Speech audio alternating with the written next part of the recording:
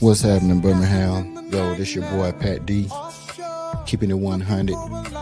Shout out. Count money, count money. What? I used to have nothing, but now I got a whole lot of everything, and I come through stunting. And now the whole world gon' know my name. And I used to have nothing, but now I got a whole lot of everything. That's why I come through stunting. When I'm gone, the whole world gon' know my name. Yo, what up, what up, what up, what up? It's your boy Pat D. Another episode of Keeping It 100. Happy New Year to everybody out there. I got a special guest that I'm finna question her motherfucking ass out today. Everybody know her by face. Everybody know her by KB, Miss Keisha. Pressure 23 co-owner. What it do? What's up? What it do? How you today? I'm doing pretty good. How about yourself? How your holidays? It was pretty decent. How was yours? It was straight. That's what's up. So, Miss KB in the house. That's the phone, right? Oh, okay. It'll be all right. All right, y'all, ladies and gentlemen, we got Miss KB up in the house. I'm your host, Pat D. And this is Keeping It 100. Thanks. Miss KB, what's up? So how you doing? Chilling, man. Who is KB? Hey, KB is sort of kind of like people will say it's like an alter ego, just really the initials to my name, and then it kind of like being a short text to my old artist name, which was Killer B. So it's KB. Killer B. Your artist name. Killer B. You used to rap about it. Man, my life, everyday life. I rapped about everyday life. So you one of the executives of Pressure 23. That is correct. One of the managing members, it's 4 managing members. One of the managing members of Pressure 23 LLC. Shout out to Pressure 23 LLC and the managing members. Shout out to Pressure 23 and the managing members. Tell us, tell us how Pressure 23 came about. Well, Pressure 23 actually, it was kind of like a thought that derived from an artist I was affiliated with in 2003, had an event in the Carolinas. And we went to that event. And at the event, it was an event that they were actually invited to perform at. And it was maybe 30 or 40 artists that went on before they went on. So I got to, figuring out the logistics of it. I determined that all of the artists that went on before them paid to perform, which basically paid to open up for them. They had magazines there, they had bloggers, they had a bunch of different music industry figures there. And these were all services that they were paying for. And I said to myself at the time, I was with Big Dude, and I said, they paying for this and I could do this for free. It's crazy. I could do this. And I'm talking about they were paying some astronomical numbers. The service didn't meet the price. Right. So on the way home that Sunday, I was like, I could do this. So I started off with the website blog. I was telling Big Dude about it. Then that day in the car coming back to Birmingham, I called Willie and I told him about it. He was like, well, sister, I don't know, but if you said you could do it, I'm with you. And then that was on January the 31st or 28th or something like that. In February the 28th, Press 23 dropped its first issue and published multiple articles on their website. Okay. So you say it's 4 partners, right? It's 4 partners. So what do all the partners bring to the table? Well, okay. So during the time that the magazine was released, I reached out to you to talk to you about the magazine, and I was like, "Hey, you want to get in on this? We gonna do blah blah." So you was like, "Cool, you know what'll be cool?" And I was like, "Yeah, what'll be cool?" And you was like, "A radio station. We could do a radio station." I was like, "Okay, cool. Let me check it out." So 15 days later, we had Press 23 Radio. Now, me, I'm a former artist, so I understand the aspect of what I seen artists paying for, and after researching the blogs and stuff like that, the price, it was really too much for the platforms itself. Right. So I bring to the table basically a technical aspect as well as the artist point of view. You yourself being a promoter or mainstream artist, you bring that aspect to the table as far as like the booking, the artist booking, and basically the ins and out of the promotion side from the mainstream as well as the independent side. So Willie in 97, early 2000, he owned a record label. He was co-owner of Straight Aim Records with MC Ren, rest in peace Ren, Click Tight. Click Tight was actually the group that opened up the home team. They did they theme song, so he was a part of that. And Big Dude, he basically was just riding with me on whatever I wanted to do. However, his brother Pete, rest in peace, Pete. He had a club. It's a very popular club, Choo Choo's. A lot of people may know about it.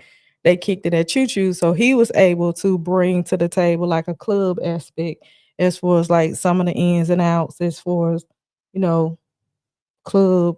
Once we move into that lane, that's the aspect he brings. So the dynamic of the group, everybody brings something to the table that's different to kind of like make it like a power team. Okay. So everybody got their role that Everybody, they play. right? So let me ask you this. Um, like by you being a woman in this industry, um, where do you see the most significant opportunities for women to make an impact in this industry? To be honest, it's not really that many opportunities for women.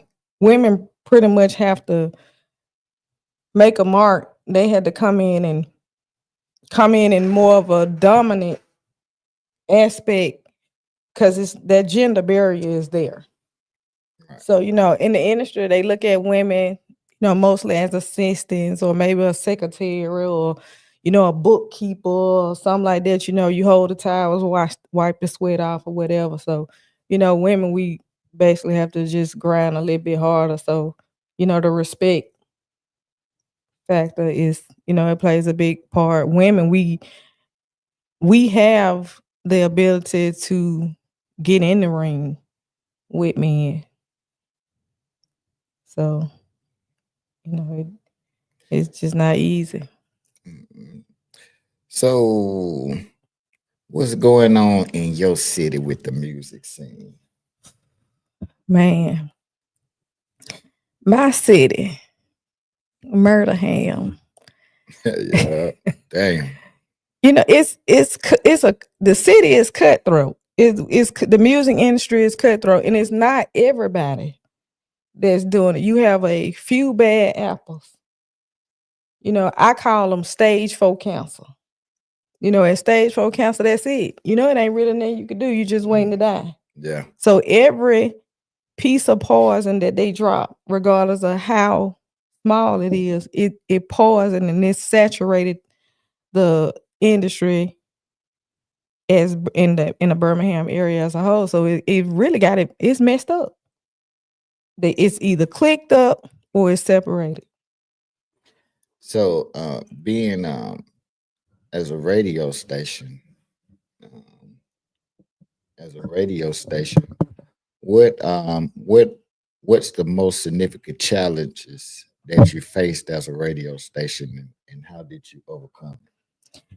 As a radio station, the most consistent challenge that we faced as a whole was the marketing aspect of for as retention.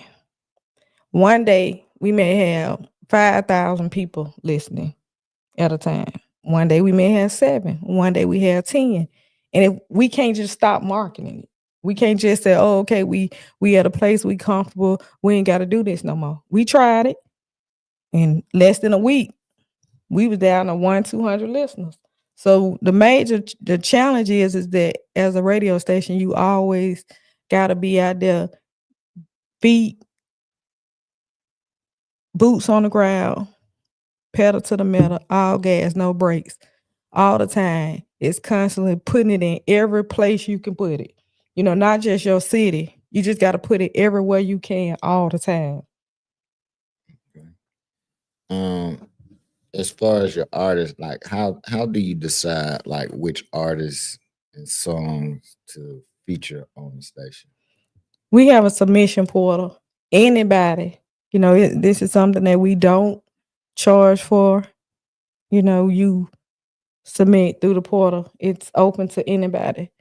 And, in the beginning, it was kind of like just me siphoning through, the music and you guys was like, "Oh man, you just ain't giving them a chance." And then you guys started reviewing the music and you was like, "Oh my goodness." Yeah. So some of that shit be horrible. Yeah. So and then you have to you got to think about it. Even though the song is good, you got to always keep in mind, is this song for radio?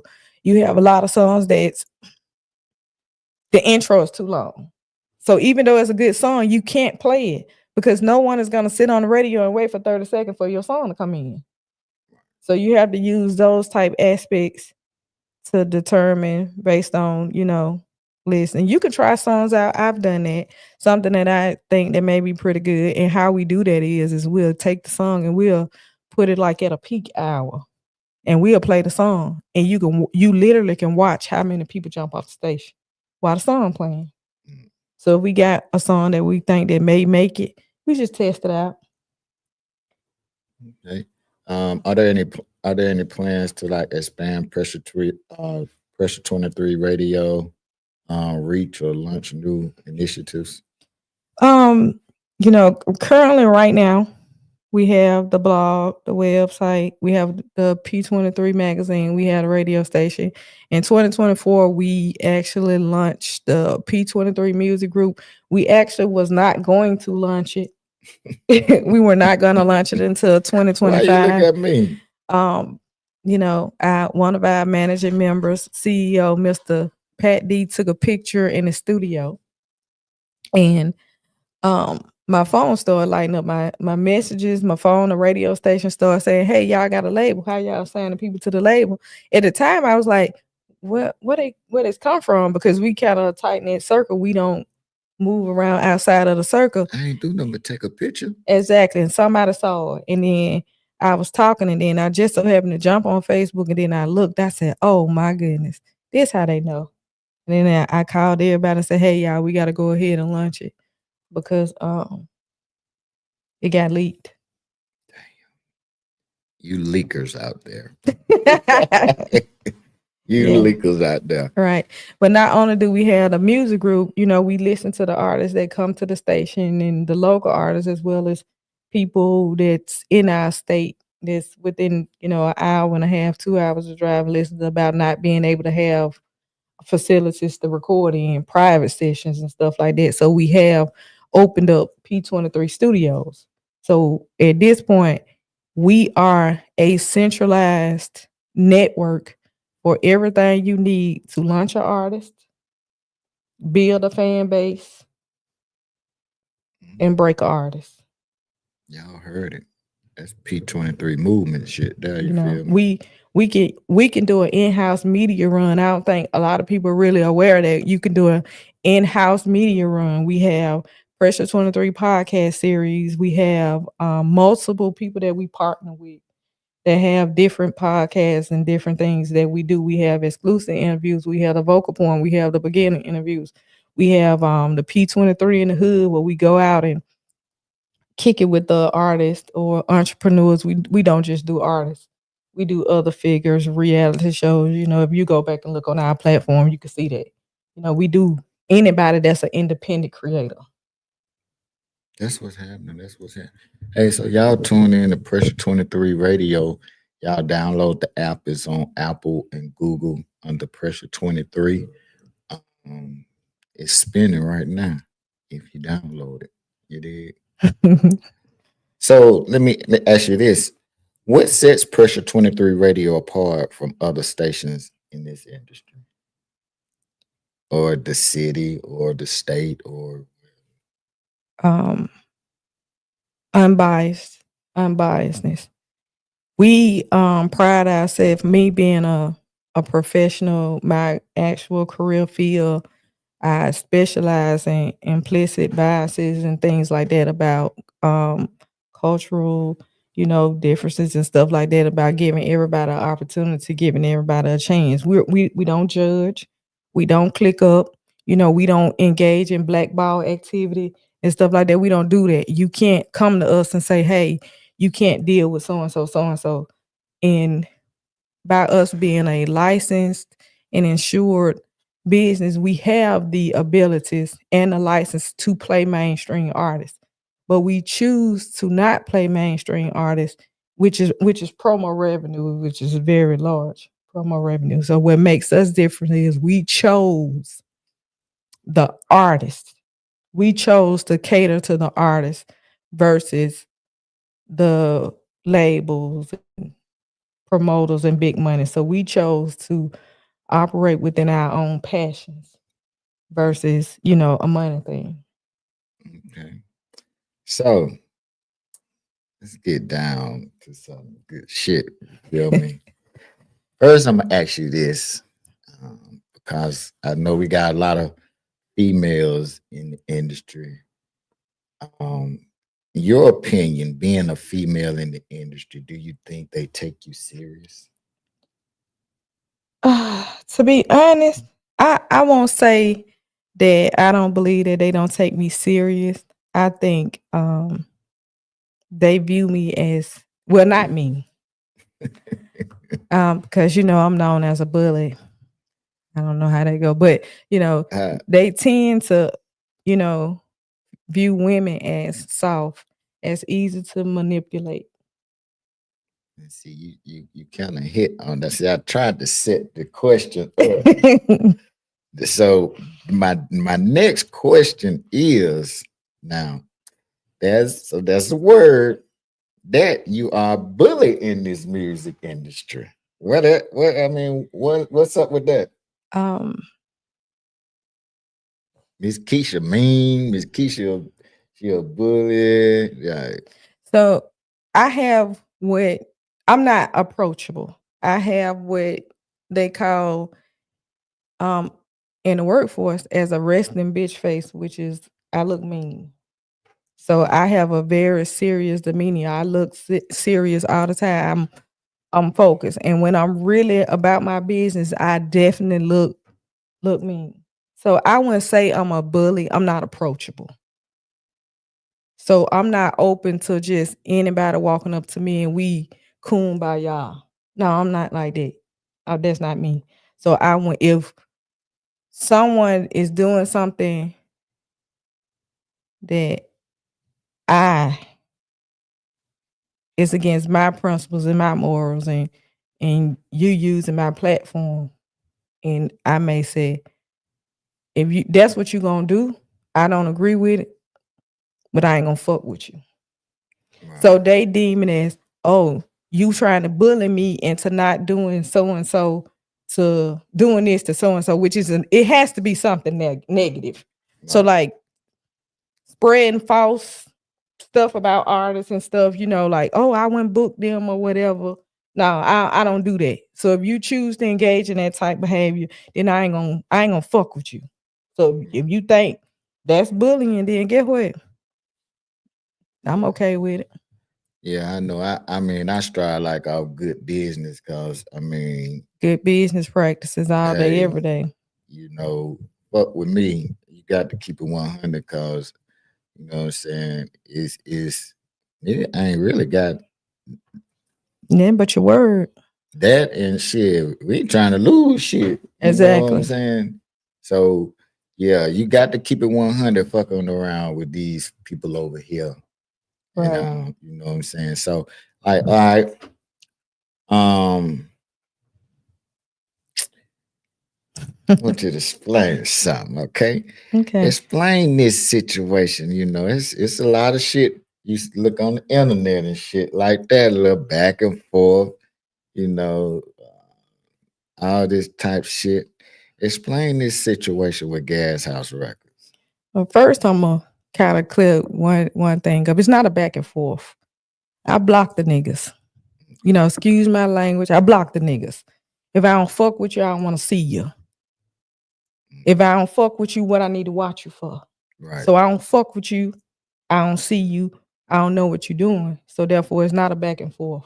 It's a forth, but it ain't no back because I right, don't even know you're doing it right. unless somebody bring it to the table. So how did you meet Gas House?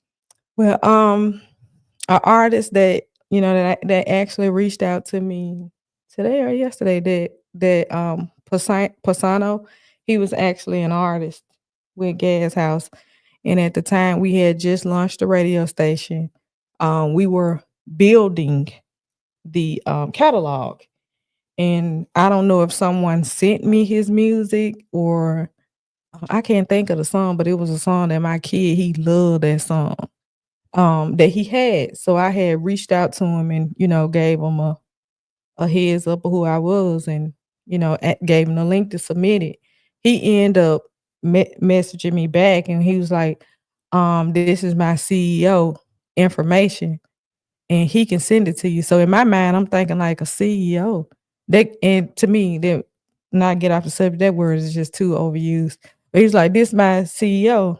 So he gave me the number and I understand how the proper channel works. If someone has a manager or they have a label or whatever, you actually supposed to deal with them because that's the correct business practice. So I don't know if I messaged him or whatever, and I was like, okay, I need this guy, this song, email it over. So he emailed the song over, the MP3 and the cover. Okay. So that's how I became affiliated with Gas House.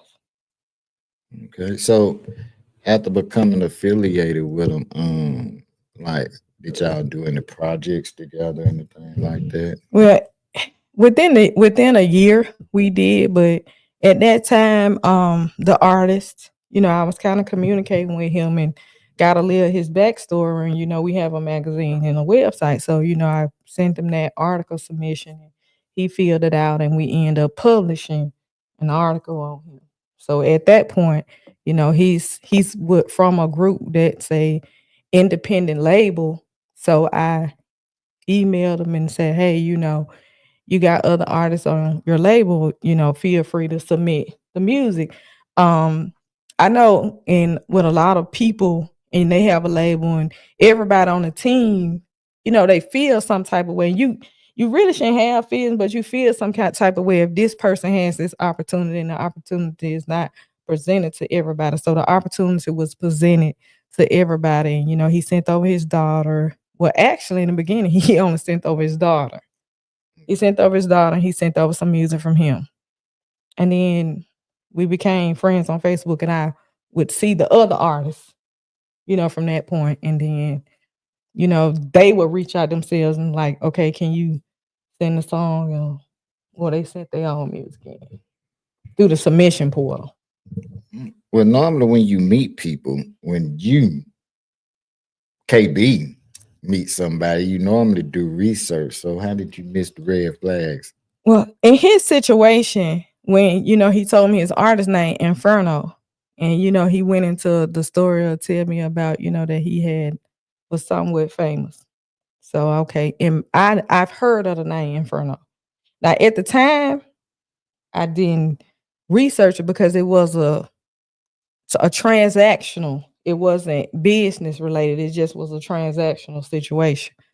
So at that time, and then Gas House, and I was like, okay, boom, Gas House. I've heard of it. So, it was just transactional. It was sending in music, I set up an interview with Lil Hitter and his daughter. They came in and, we shot some footage with that and, did some media. But it was only on the radio tip. You send some music in, we play the music, and that it wasn't a business type relationship that would trigger me to look into it. It was actually a situation that took place in 2024 that prompted me to verify who he was. So didn't you have an artist that you was affiliated with that did some type of But yes, project with him? that's actually the situation that triggered me into looking and verifying who he was. So I was affiliated with an artist in April. And he had came to me and was like, my daughter, she's a fan of the artist and she would like to do a feature with him. So I was like, cool. I reached out to that person and I kind of, you know, talked him down to what he'd do, for the love, because he went with that at first. So he went on ahead and did it for the love. Cool. It took him a minute. They sent the song. He sent it back in, a couple hours. You know. Then the next morning, 8 o'clock in the morning, phone ring. Oh, um, I talked to Empire and they want to sign him to a single distribution deal. So you have the mainstream industry knowledge, and we pretty much, if I something that I don't know, I'm more of business and finance, and I'm of that, but of that type of movement.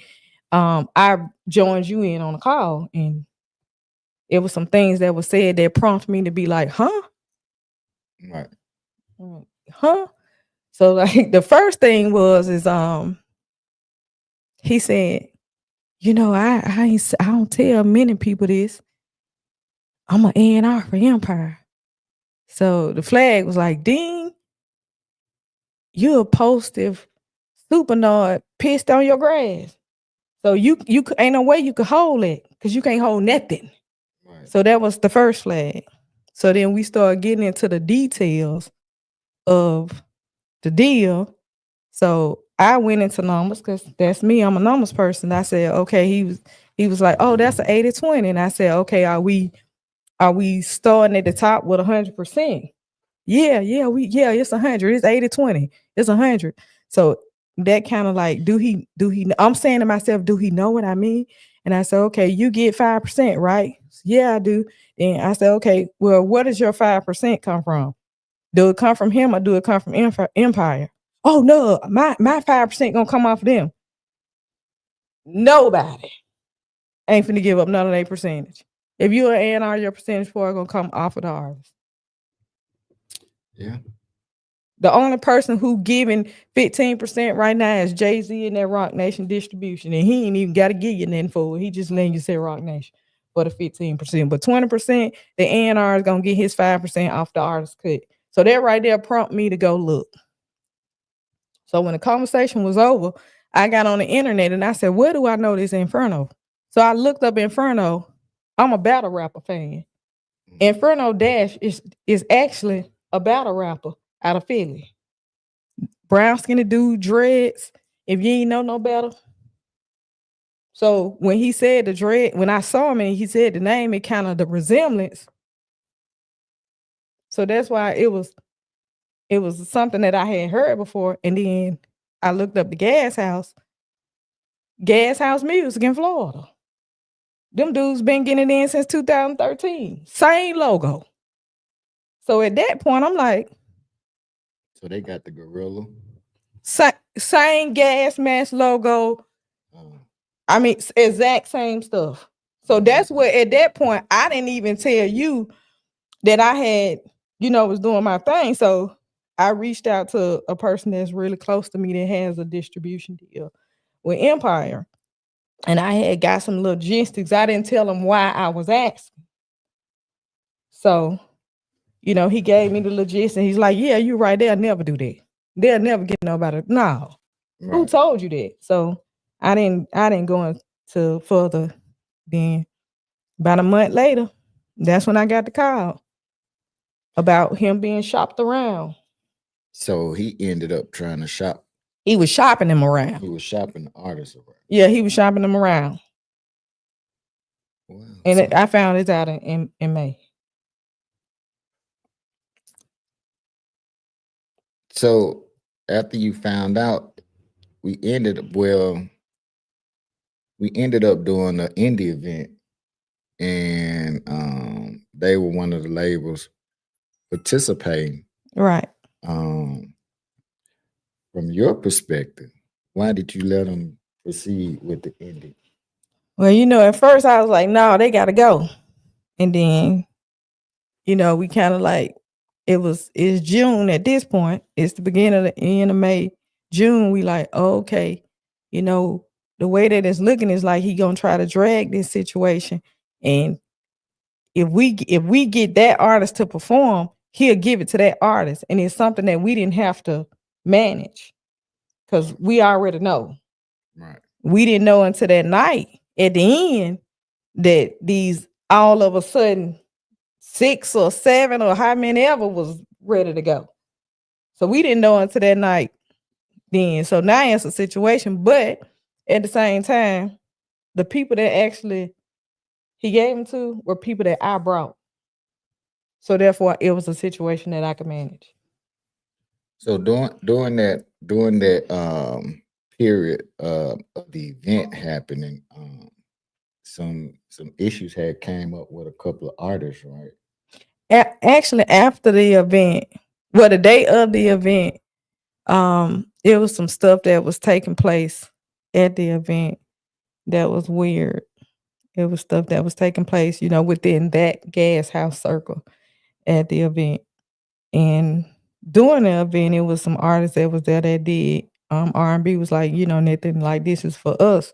So, can y'all do something like this for us? So we was like, okay, cool, we can do that. And then we had an artist that came for Hog ENT, had some people that were with them. I don't know. I just know like quite a few people that was at the event came out and said these people had been involved in the incident. So at the time we looking like what?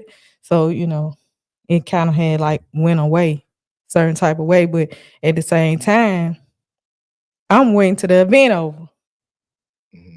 Cause I promised y'all not to say nothing.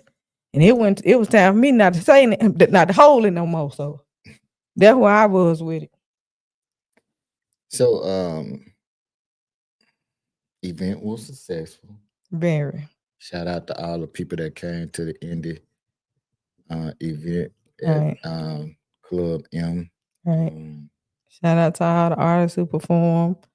Yeah. Shout out to the artists who, were involved in that situation that called and, got with me on the situation. And we made sure that we got the legal team to make sure we gave them the correct information to make sure that they was handled in, appropriate manner where they didn't get ripped off.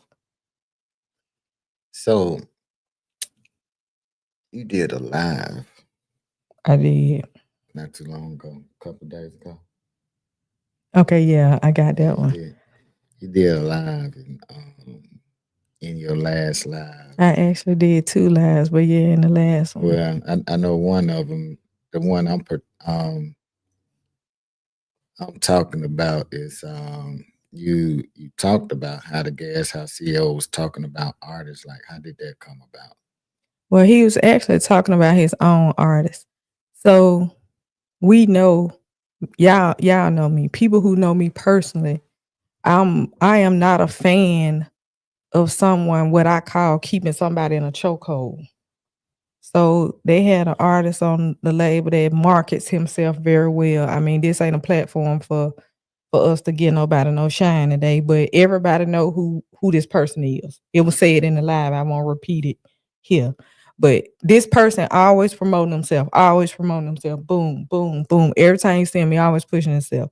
So I was like, hey, why you not dropping in for so and so? You know, he working, he grinding. He was like, cause he hard headed as hell. He won't fucking listen. He want somebody to pay him $500 for a feature, but he'll go perform and somebody put a bar on his table. He won't fucking listen. Then he went on into more details about him dropping projects and the project shouldn't been dropped and all that other stuff. I just listened and I was like, oh, okay. But then at the time when he said it, I, they were signed to his label. It's not for me to judge that character, but those conversations happened way before that incident in April. So the situationship that was between us had already, kind of plateaued out to this. It ain't gonna be them because your character ain't where I feel your character should be. So yeah, nah. And then he actually have another singer on his team, phenomenal singer. And I was like, hey, what's up? Why you not dropping music for her? Why you not? I mean, this girl bad. She like top tier, top of the label. Oh, cause she don't want to work. She always got excuses. She don't got nobody to keep her kids. Blah blah blah. This and that. And Dutch, he pretty much said the same thing about both of them. It was some stuff said about a couple other artists, but certain stuff, about people, how they, move around and it ain't to be said in the public. But yeah, so if you say this about your own artist because they don't want to do this is an independent industry because they won't move how you want them to move, you'll put them in a chokehold. I don't agree with that. So, So what's up with you and Dutch? man, that's your boy. He came with you. Yeah, he That's your did. boy. I introduced Dutch.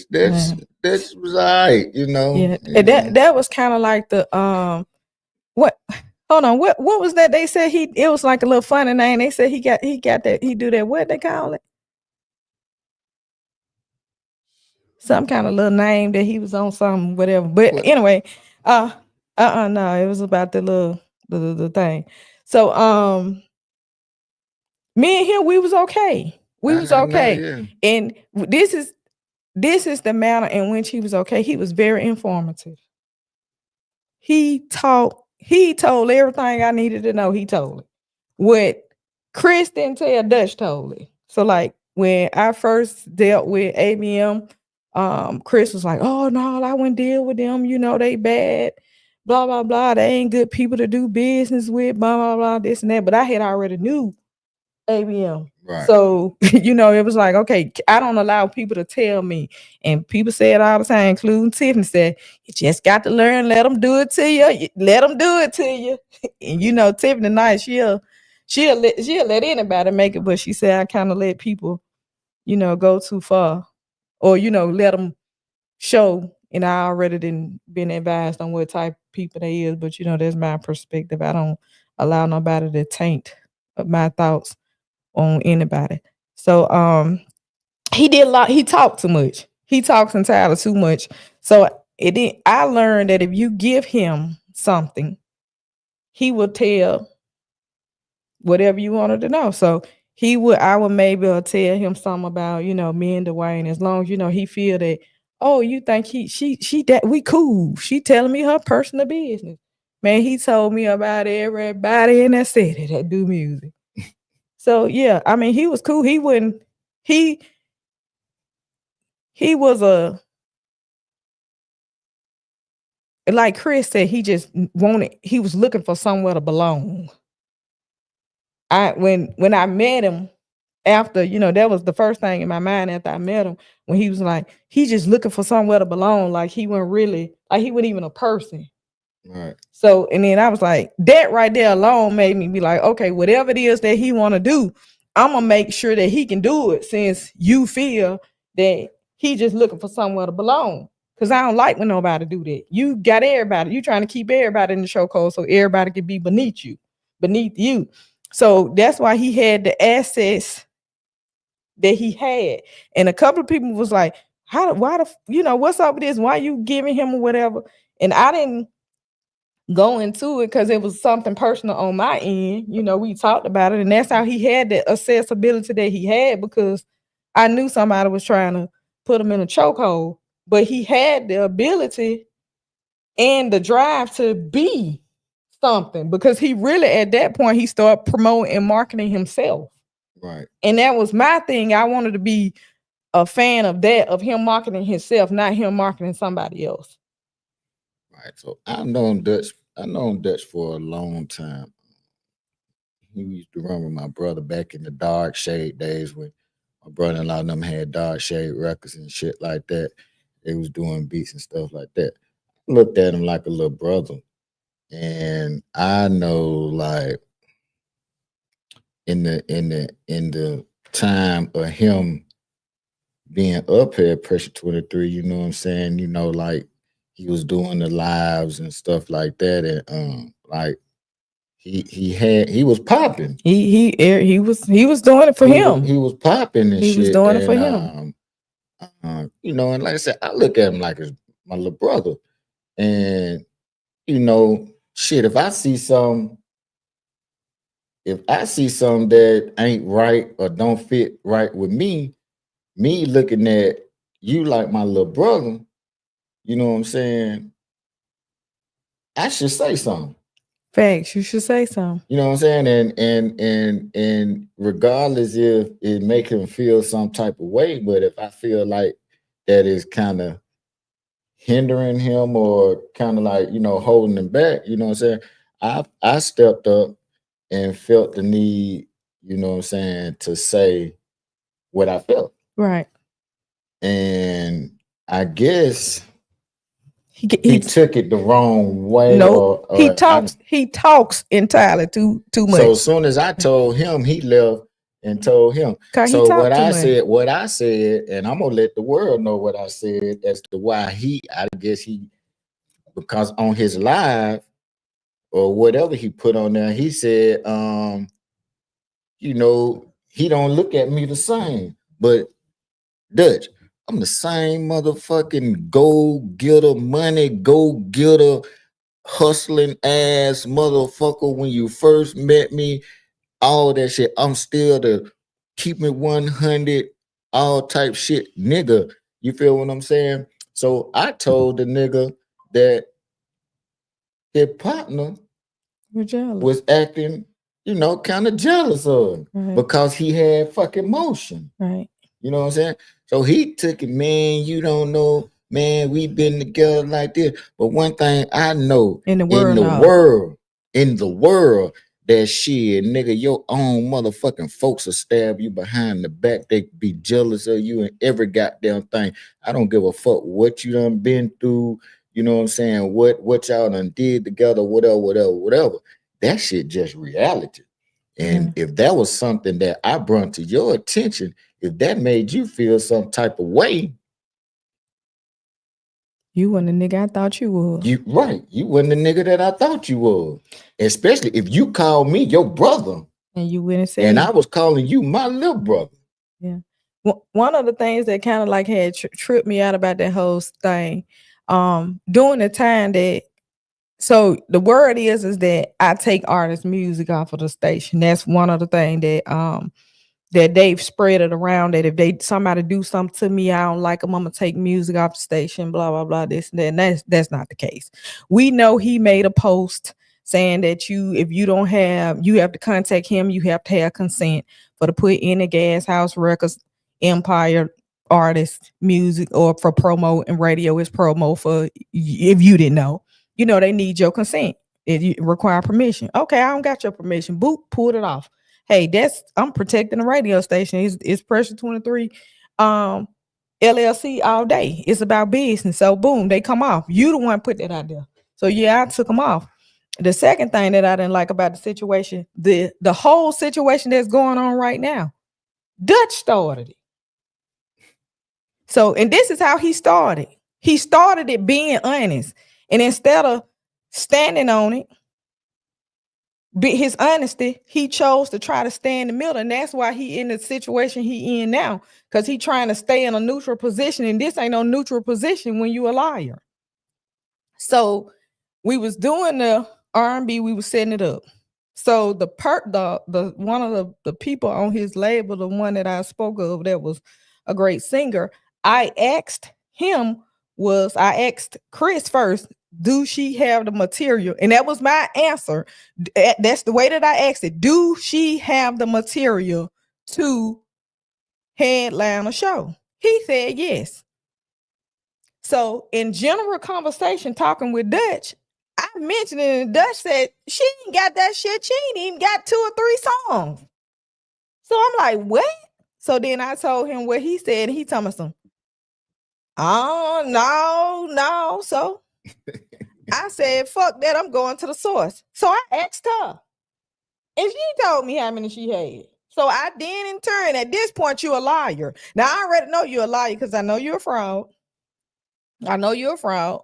I know you've been lying. I know you're posting lying. I let you drug a lie from May on to now. I let you drug the lie. Now we all know I let you drag a lie.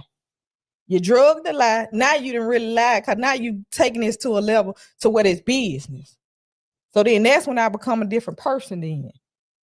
Right. When it's business, I'm not KB. Because that Killer B is an artist. That's a persona. They're just like an author of a book where you create a name.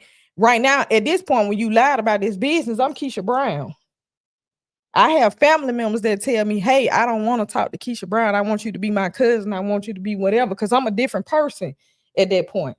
I'm a business person. So now the team ain't got no choice but to let me confront you.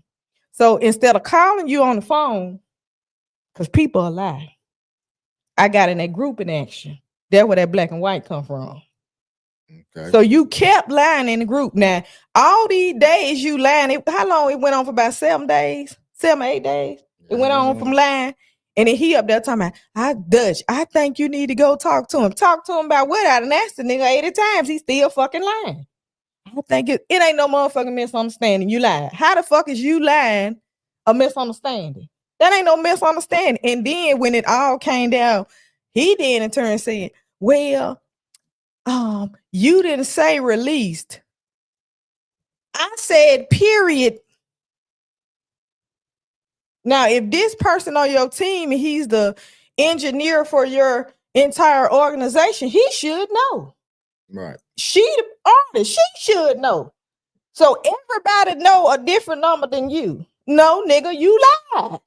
So now that we on to the lie, now I'm finna ask you about this other business. I already know you done lied.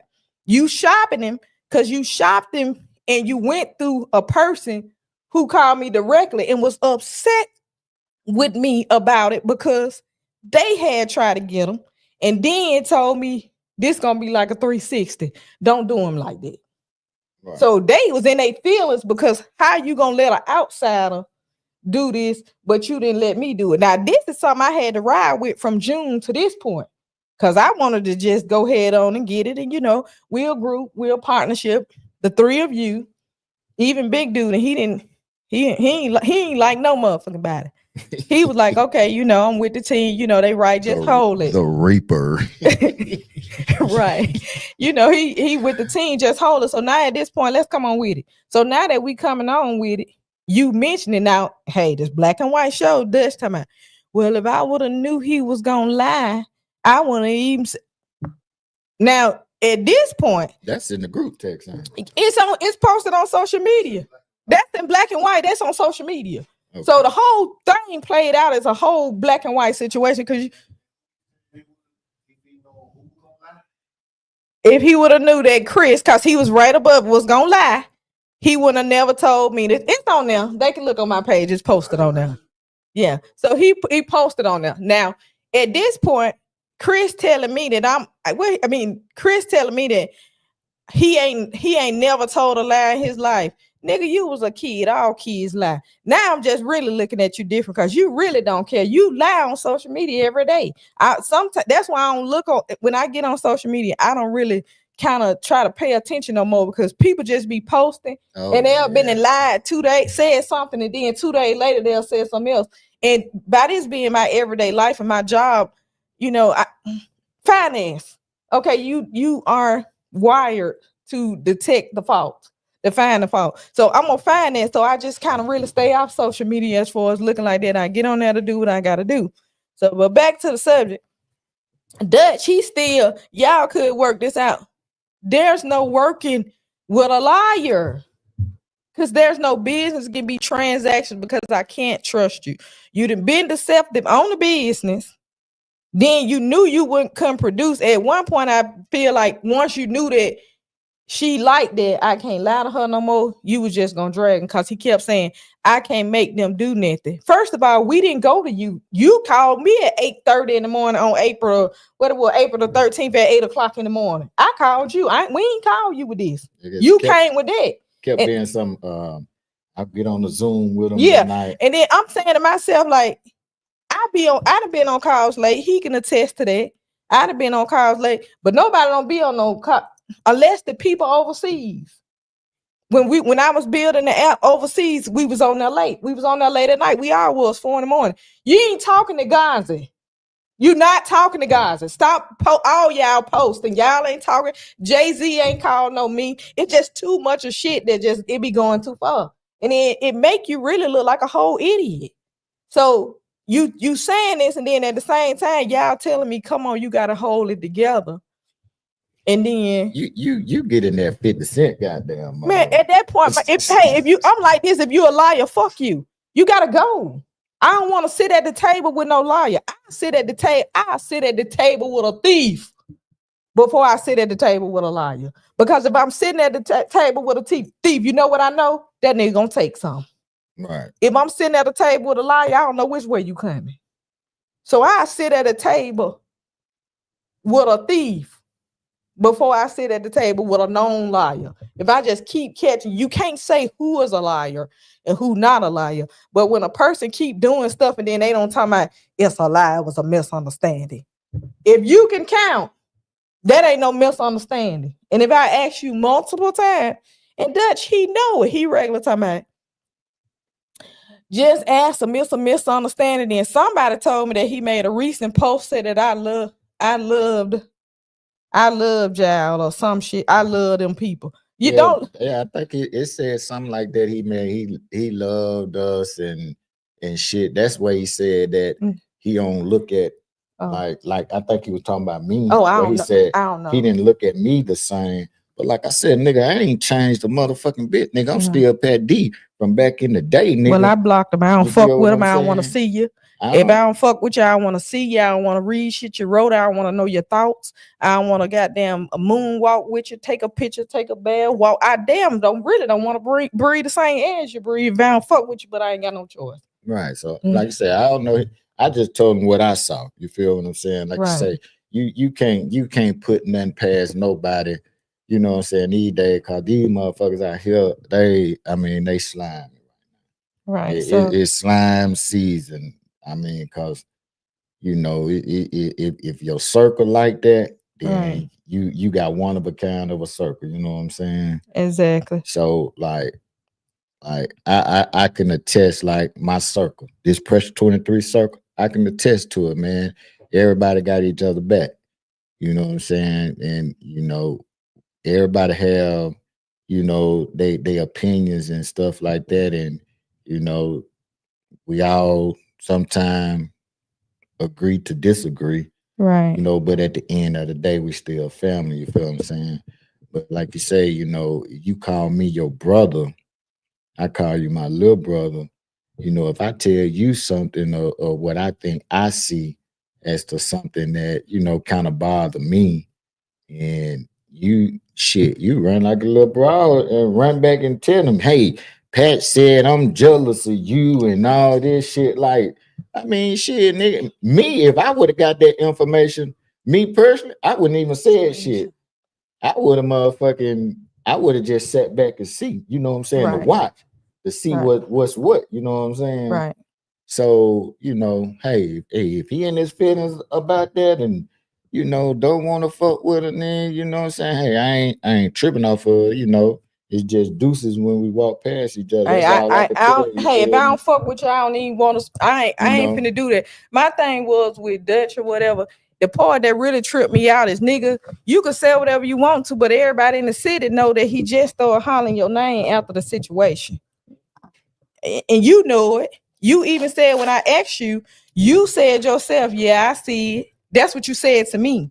You said, yeah, I see it. But then, hey, maybe like it's true what he said, you just want to belong. And if that's where you choose to belong, somewhere where you got to stand on something and lie, just like from what someone showed me in black and white, that you stood on that empire shit and you knew it was fake. You stood on it when you know that that portal, that I have access to the portal, that everybody is using the same portal. So you got to ask somebody before you do something. You know this ain't no legit. You stood in the same place knowing that this fake to people that you, and I noticed he didn't try to push that on everybody. It was select people that, you know, he tried to gear toward that way. He ain't do it to everybody. But if you know something that's fake and it ain't no legitimacy about it, and you willing to stand there and ride with somebody when they doing some stuff that's illegitimate, then that say a lot about your character. So if that's your character as a person, you may be an okay informative person, but I don't want to rock with you like that. He tried to be in a neutral position, and I ain't never asked him to choose, because I got people who fuck with people that I don't fuck with, period. But as long as you don't bring that people to my circle, we ain't got to move no furniture. And ain't, hey, and what Chris said, boom, angels. So I ain't finna have to send nobody to, you know, folks to be frying fish or get cashing their policy. So, you know, that's the case. But hey, that's them. That's them. Fuck them niggas. Excuse my language on the thing, but they know. They know. So it was a thing online where you all of a sudden now it was Empire, then it turned to Rock Nation, and you posted something about the Rock Nation. Okay, so keep in mind I got them blocked now. I got them blocked. So I don't know what they got going on. I got them blocked. The people that I deal with in my circle, we talk about us. Tiffany, you know, me and Tiffany talk daily. My whole family know Tiffany. So we talk daily. So Tiffany she never told me like, hey, this is what they doing or whatever, because she focused on her. My other partner, she got them blocked too. So she don't know. Somebody sent me an email saying, hey, Key, post this for the artists. Because they know I always, if it's something for independent artists, and I know that it can help them try to get some type of advance or some type of a leg up or whatever, I'll post it. So I didn't know. I posted it. Then the next couple of hours later, they on there subliminally threatening me and talking about, oh, it ain't the real, we ain't the same, you gotta get an invite. I didn't know you was online trying to sell distribution for $300 or some shit to people for Rock Nation distribution. I didn't know that. I ain't know that. We ain't the same. You gotta get an invite. The way it go is it's open to anybody. When Jay-Z acquired Equality Distribution, he wanted some independent money. It's some money out there. So for 15% of your royalties, he gonna let you put Rock Nation distribution on there. So whatever you make, he gonna get 15% of it. It's a business deal. It's open to everybody. It's like you buy Pro Tools. You buy it, then once they accept it and process your payment, they send you a thing that says, you've been invited. Create your portal. It ain't invite only. Now, once you generate it, and after talking to several people, you have to be able to earn $1 million or more independently for them to even approach you about a different type of a deal where you got marketing and all that other stuff, and the percentages, the splits change at that point because it's an investment. But I didn't know that they had put that up there because I hadn't had them blocked since August. So when I put stuff out, because somebody then sent it to me to help independent artists, because I actually sent it to the artists that I fuck with. And one of them is the one who sit back and told me, look what they just tried to do. Right. So when I said it, I was like, damn. But I ain't bothered. I mean, it went my place. I ain't get on the internet and post it because I could have. But I didn't. I ain't post. I just said, fuck them. I don't give a fuck what they said. So if they want to tell people I'm a bully, cool. I guess I'm bullying them. I don't know. Bullying the truth. The truth thing. I'm bullying the airways. I ain't letting nobody make no money. Is that it? Hey, I don't give a Oh, well, fuck. fuck Shit, that they shit. ain't stopping our flow, goddamn. Hey, you ain't a So good shit. you ain't a good criminal. Cause a criminal gonna find a way out of no way. Get you a different hobby. So on to another topic. Okay. Okay. So recently, I heard. Well, let me stop lying. Recently, we partnered with some people. Let us tell us who they are. Okay, so we actually we got some family out there. We got some family. I call it a partnership. Now, when I made that post, it was due to some, I don't know how true it is, that people still are trying to, generate funds as being affiliated because it was never nothing that was put out there saying that we no longer deal with these people or whatever. And we're not a person that jump out there and say, oh, we don't mess with this person no more Right. or whatever. Because we kind of like live our life based like we street people, which is not the best practices in this I see, but we kind of did it like that. So we don't do that. So it was basically to clear that up because someone had called me pissed off about them not having a music on the radio station, and this person had got some credit for some spins and they weren't getting credit for the spins. And I was like, that song ain't on there. So then they told me the situation or whatever. Okay, so clown, that's your fault. You should have double checked. Right. Right. So you shouldn't even let nobody charge you to submit something that's for you can submit for free. We're gonna leave with that. So I did in turn made that post. Of course, we're affiliated with TCE, Tiffany, TCE Entertainment, TCE Music Group. We got Dirty P, we got Hog, Wealthy Carry, ABM, of course. We got, I know I'm missing somebody. Got Taz now out of St. Louis, ain't he? Yeah, Taz, definitely. Twisted Promotions. That's definitely my girl, Heather. Taz, them, we definitely deal with them. We definitely affiliated with them. We got Kyra. We got Smooth and Miss J. We got, it ain't a lot of them. It ain't a lot of them. So if I miss somebody, hold on. I'm trying to make sure I didn't miss nobody because I made sure I did that. Oh, Flatline, Big June, that's family. Man, oh, that's funny. How about we going around here collecting people? We collecting. We collecting people. We collecting people to make our team look big. So put it like this: I'm collecting my grandmother's children to be a part of Pressure 23, so we can look big. I know that nobody ain't talking about we collecting and motherfuckers right, and searching on the internet and got motherfuckers from far and wide that they what, probably I call them the AARP game. Fucking senior Shit, citizens. I Yeah, but know, but yeah, so yeah, we got a lot of different stuff that we doing with different the different people that we do. Dirty P, he has Dirty P Entertainment. He has a record label and he was doing some podcasts. He do some filming and stuff like that. He's a representative for Love X. So he was in the building at the end. He had a bottle. That was a situation because they came up there and wanted me to tell him to get out the door with the bottle. This man got on a Pressure 23 shirt. Use your head, fool. He ain't going out the door. Right. That's crazy. Talking about a bottle. He did supposed to have that. He did the rep for Jefferson County. If you ain't got no bottle, that's your bad. Now, the people that was with him, I mean, I spoke to the guy. He a very nice guy from out of Mobile. He had some representatives with him. A very nice guy. Yeah. Very nice guy. He was on with him. Yeah, he was on a different type time. A very nice guy. So I didn't hold what he was talking about against this guy because I don't do that. I don't judge people off of the clowns that they associate themselves with. But he was a very nice guy. But I can't. And he didn't say anything to me about putting nobody out because of no bottle. That was him coming wanting the man out because of the bottle. That man had never said nothing. So it just was a bunch of shit that he had going on with this. You can't control over him. You can't control over here. You ain't none of my CEO. God, my CEO. You them folks CEO. And I did. Okay, don't let me do it. I ain't gonna do it. So yeah, but yeah. So but there are the people. We got TCE. We got Tiffany. I met Tiffany. That was so funny. I think Dutch may have told somebody that I met Tiffany through him. That shit was funny. So she actually her event was actually the first event in the city that we popped out for her Stop the Violence rally. That we actually came out and set a tent up and all that other stuff. So that was kind of like the first event that we popped out for.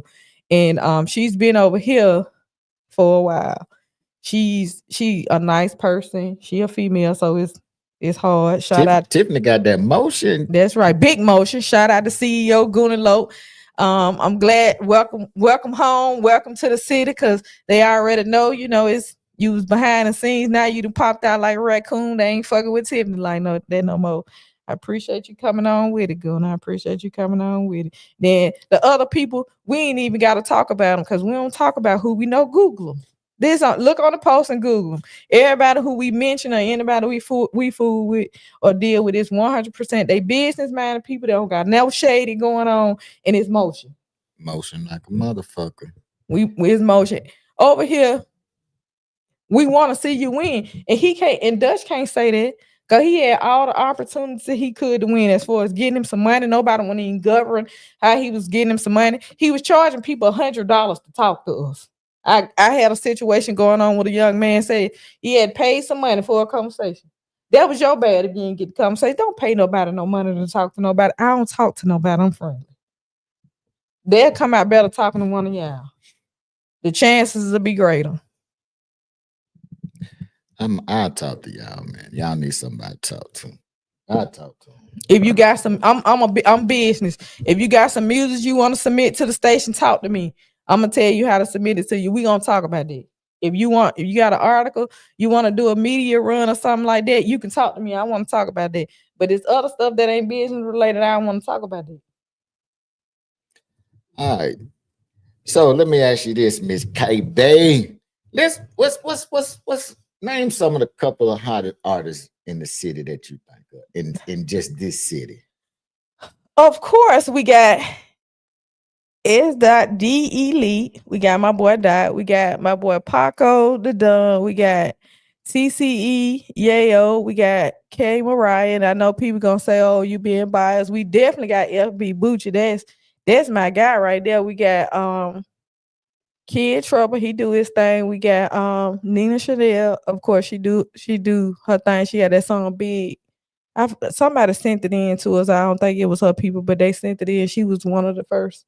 She was one of the first on the station. Yeah, Willie, he was doing a Who's Spitting thing, and she was the number one, his number one pick 2 weeks in a row when he first started it.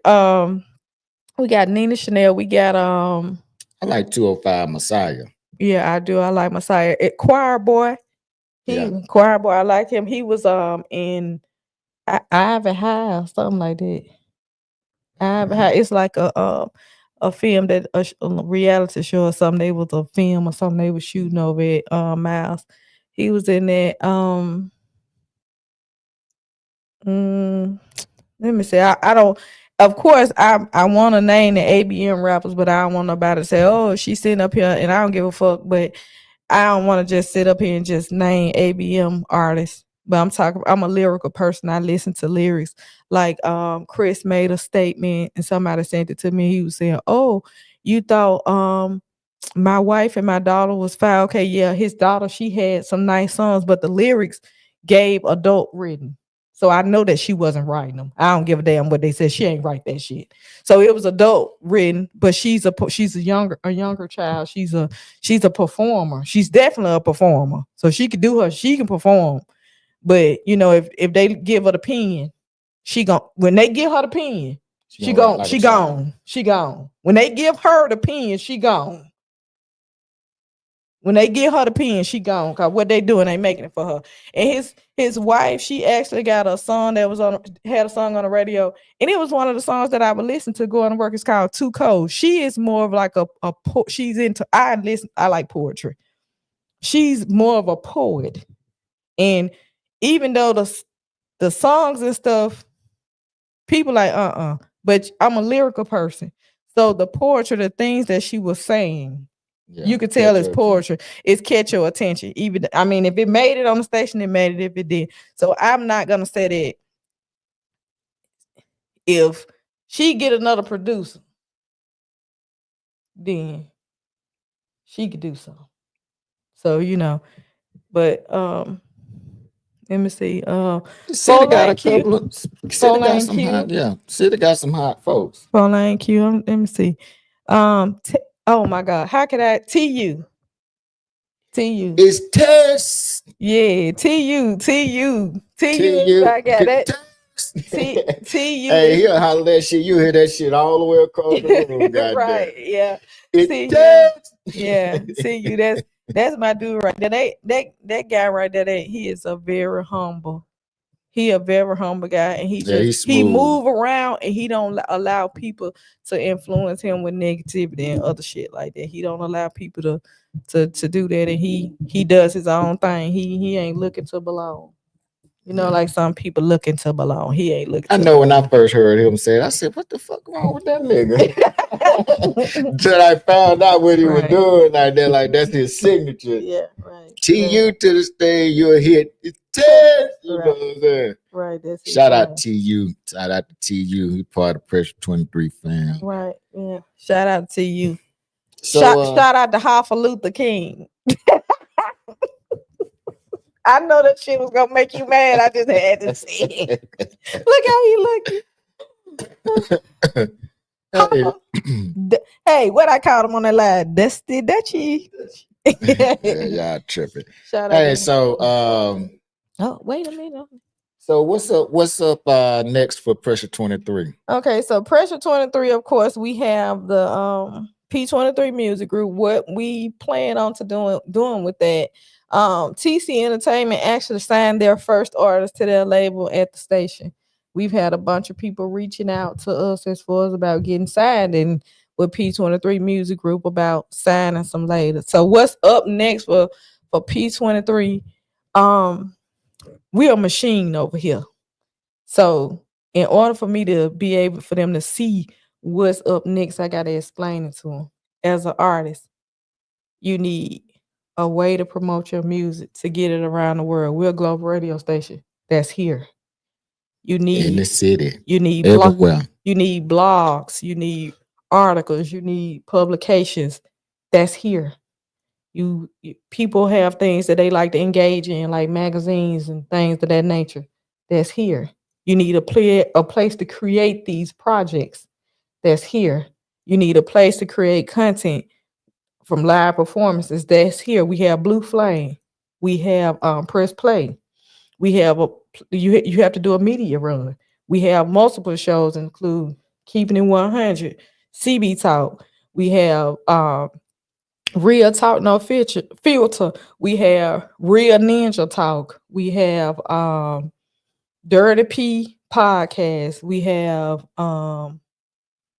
Live and Direct with D Dub. We got multiple platforms with multiple backdrops that no one would never even know you in the same building Right. creating these things. So we have a label that we have all the tools that we actually own and can distribute globally. It took us a while to get this together and make sure we crossed all the T's and dot the I's. And we got the marketing plans. We got everybody we need in place, all of the sources. We got the Bible over here. Those who know what that Bible is, who seen it, TC Entertainment know what that Bible is. We got the Bible over here, so where we can get everybody on every platform worldwide that they need to be on.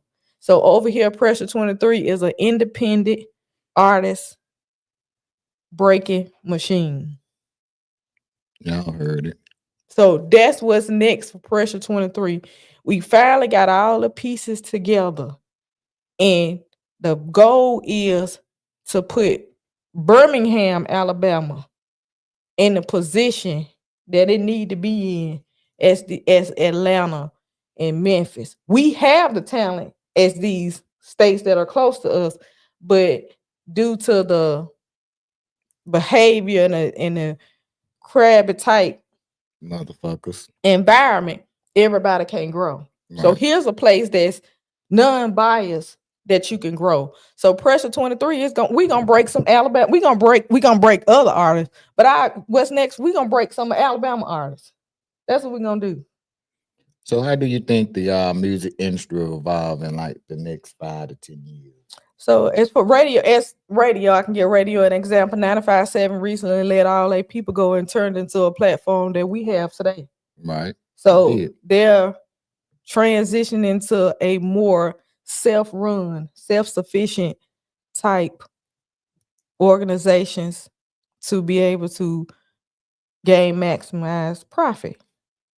So the music industry is going to be a digital machine. Yeah.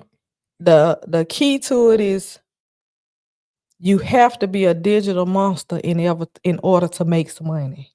And what I mean by that, you got to be everywhere that you can be digitally so you can get booked to go to these different places to make some money. Because everybody know you really can't make no money off streams for real because the way that they're paying. You got to be able to go do these shows to make the money.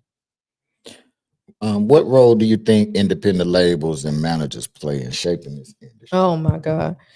Independent managers, they play a vital role. They play a vital role because these are the people that artists are paying and testing with controlling their careers. And we got people that's mopping and shit, saying they gonna manage somebody. We got people operating brooms and shovels in charge of people's careers. We got people around here sitting on the couch every day smoking blunts, managing people's careers that ain't went nowhere, ain't even got cars. I mean, the managers, they play a critical role and they just looking for a percentage and they don't have the necessary knowledge, skill, and ability to do the job.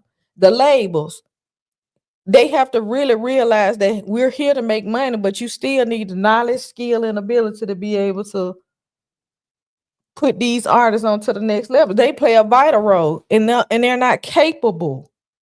90% are not capable. Right. And got a lot of these artists in the chokehold. We're in the chokehold, holding them back because you won't do what they say. Yeah, I need to start reading. Let me give you an example of what somebody told me. If you sign a contract and it's one sheet, it missing a lot of information. If you sign sign a deal and that motherfucker is one sheet, it is missing a lot of information. They got you fucked up bad. So that was one of the things. Have you ever heard? You was on the phone. He said, "Have you ever heard of one sheet?" And I said, "Yeah." I wanted to tell him, "You do know that's my job. I negotiate government contracts, work contracts. This is my everyday job, and I ain't never seen that was one sheet." I ain't it. Okay, what we got next? Oh, you couldn't up. I'm nice today. Let's see. Are there any pressing issues or challenges that you think need to be addressed in the music industry? These scam shows. I recently had to make a live. When was this? I ain't even do nothing. All I did was woke up that day. And Tiffany was a host for an event. When it got close down to the event, I had an artist I was affiliated with that was performing at the event. I reached out to ask for the details, the logistics of the event. And when I realized that wasn't it, I took it to my people and they was like, "Oh, hell no." But then at the same time, Tiffany was subjected to these same terms. So she chose to host her own event because her artist was looking forward to performing. So at this time, they called and had her event canceled by saying that it was going to get shot up and blah, blah, blah. Do you know this Skeletor looking motherfucker said I called him? Who said that? Skeletor. I ain't getting damn bitch no motherfucking on here. That motherfucking Thundercat looking ass, Lino looking motherfucking. He had that bag of bones on there with the motherfucking potato sacks under her motherfucking eyes. Yeah. Said you called and counseled. I called and had the girl evict. And your artist was gonna perform. And my artist was man, it was so much stuff that happened behind the scenes. And then when they said it, she ended up doing a lie because somebody was talking about motherfucking her.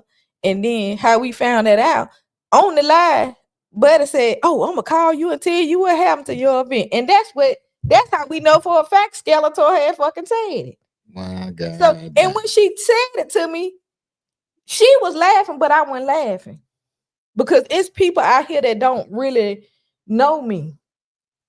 And this is a business that we running over here. Don't say that I'm involved in some shady shit and I ain't in it. I try to mind my business more than anybody. Because I don't want nobody goddamn bringing up shit I did in the past that may result in me in a fucking jumpsuit. So I stay out the way. How people say, oh, nobody don't know you. They know me, but they just don't see me to be able to say, hey, I know her. All right, Ms. Brown, we're gonna wrap this. I got a couple more little questions. So this let me ask you this right here. What's the most important lesson you learned throughout your career in this music industry? As an artist or as a person, period?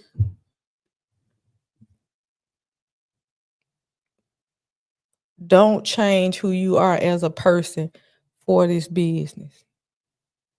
Because if I would have remained the person that I was, I would never be beefing.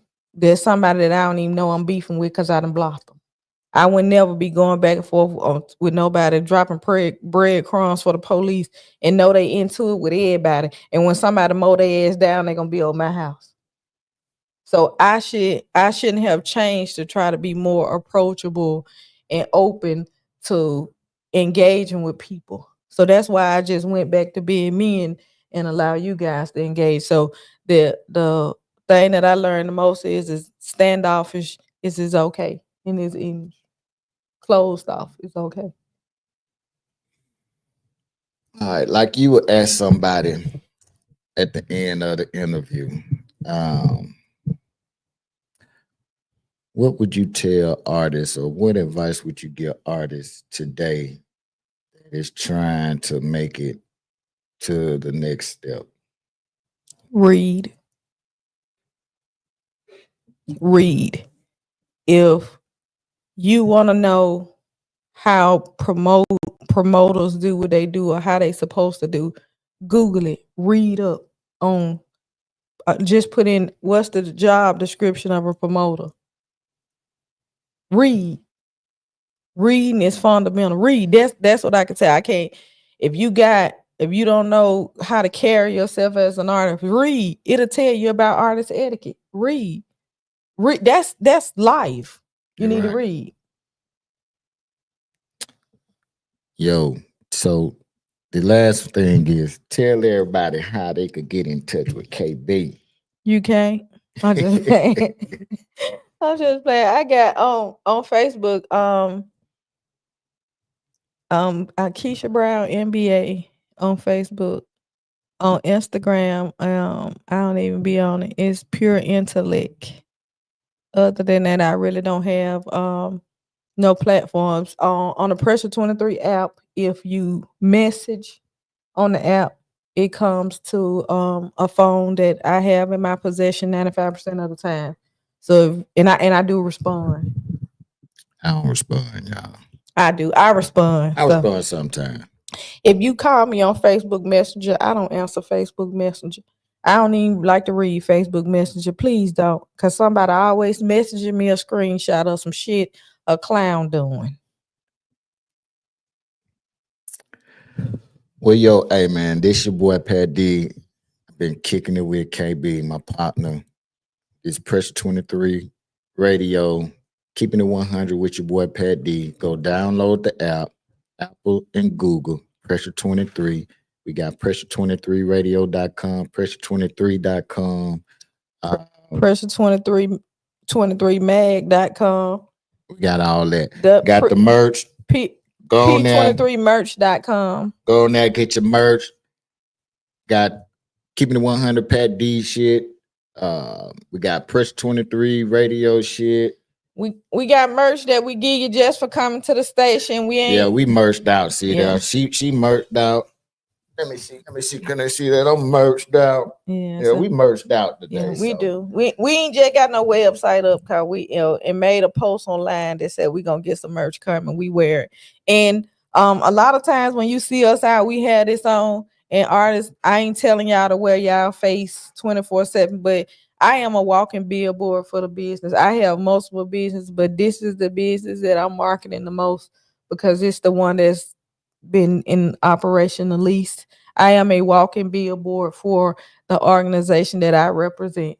So I always be a representative of your own brand. So yo, this your boy Pat D, that's Keeping It 100.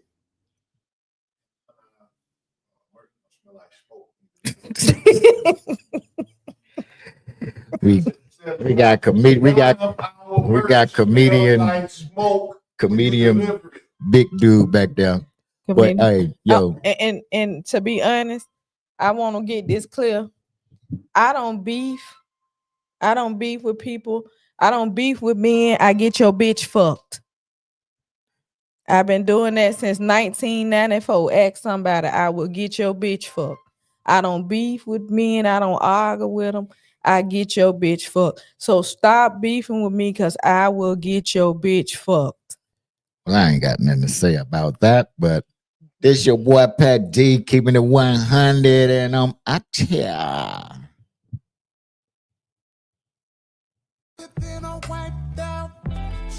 What's happening, Birmingham? Yo, this your boy Pat D, Keeping It 100.